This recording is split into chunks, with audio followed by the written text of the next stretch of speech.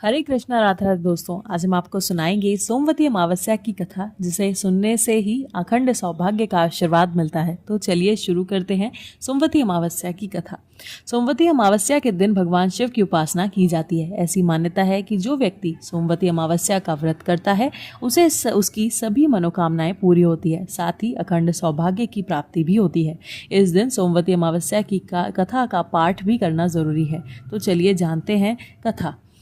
गरीब ब्राह्मण परिवार था। एक गरीब ब्राह्मण परिवार था। उस सपरिवार में पति पत्नी के अलावा एक पुत्री भी थी। वह पुत्री धीरे धीरे बड़ी होने लगी। उस पुत्री से समय और उम्र में बढ़ती तथा स्त्रीयोचित गुणों का विकास हो रहा था। वही लड़की सुंदर, संस्कारवान एवं गुणवान थी, किंतु गरीब होने के कारण उसका विवाह नहीं हो पा रहा था। एक दिन उस ब्राह्मण के घर एक साधु महाराज पधारे। वो उस कन्या के सेवा भाव से काफी प्रसन्न हुए। कन्या को लंबी आयु का आशीर्वाद देते हुए साधु ने कहा कि इस कन्या के हथेली में विवाह योग्य रेखा नहीं है। तब ब्राह्मण दंपत्ति ने साधु से एक उपाय पूछा कि कन्या ऐसा क्या करे कि उसके हाथ में विवाह योग बन। साधु ने कुछ विचार किया, साथ ही उसके बाद अपनी अंतर्दृष्टि से ध्यान करके बताया कि कुछ दूरी पर एक गांव में सोना नाम की धोबिन जाति की एक महिला ने बेटे और बहू के साथ रहती है, जो बहुत ही आचार विचार और संस्कार संपन्न तथा पति परायण है। यह कन्या उसकी सेवा करे और वह महिला इसकी शादी में अपने मांग का सिंदूर लगा दे।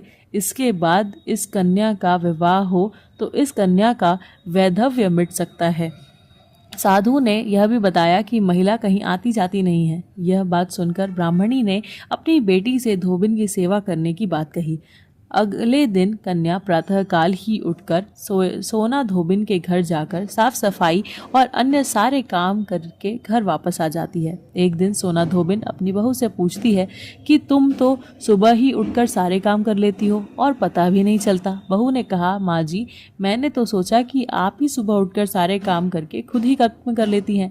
मैं तो देर से उठती हूँ। इस पर दोनों सास बहू निगरानी करने लगी कि कौन है जो सुबह ही घर के सारा काम करके चला जाता है।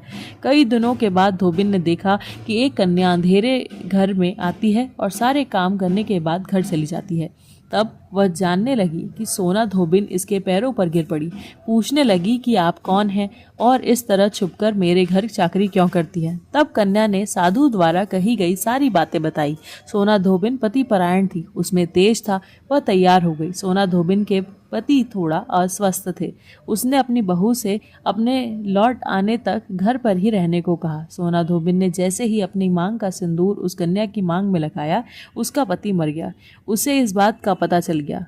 वह घर से निराजल ही चली थी, यह सोचकर कि रास्ते में कहीं पीपल का पेड़ मिलेगा तो उसे भवरी देकर और उसकी परिक्रमा करके ही जल ग्रहण करेगी। उस दिन सोमवती अमावस्या थी। ब्राह्मण के घर मिले पुए पकवान की जगह उसने ईंट के टुकड़ों से 108 बार भवरी देकर 108 बार पीपल के पेड़ की परिक्रमा की और उसके बाद जल ग्रहण किया।